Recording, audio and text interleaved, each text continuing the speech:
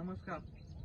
आज व्हिडिओ बनवण्याचं कारण एकच आहे की बाबा गेल्या 3 महिन्याखाली जे आपण उपोषण केलं, फक्त उपोषण नव्हतं, ते गावाचे प्रश्न होते. गावाच्या हक्काचं पाण्याची जी योजना गावासाठी आली होती, त्या योजनेसाठी आपण 3 महिन्याखाली जे उपोषण केलं, ठीक आहे. अनेकांनी रंग वेगळे दिले, पण त्या रंग वेगळे दिले असले तरी ही लढाई ही प्रामाणिकपणे होती आणि इमानदारीची होती आणि गावाच्या हिताची होती. आणि आज त्या लढ्यासाठी आपण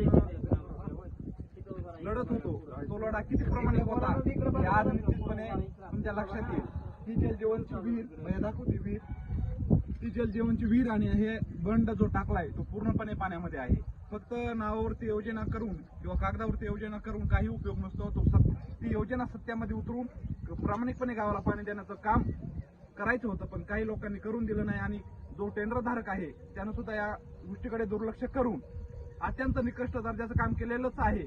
पण ह्याच्यामध्ये मूळ प्रशासन आहे, त्या प्रशासनानं जर वेळोवेळी लक्ष दिलं असतं तर निश्चितपणे ही योजना आणि या योजनेमध्ये जे इतर कामं आहेत ते पूर्णपणे आणि इमानदारीने राबले असते.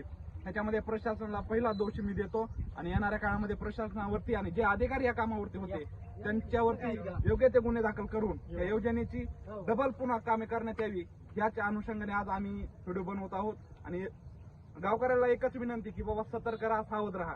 अनेक लोक तुम्हाला एकाचे दोन सांगतील, पण एकच गोष्ट निश्चित लक्षात ठेवा, गावाला कोण प्रामाणिकपणे काम करू शकतो आणि गावासाठी कोण झटू शकतो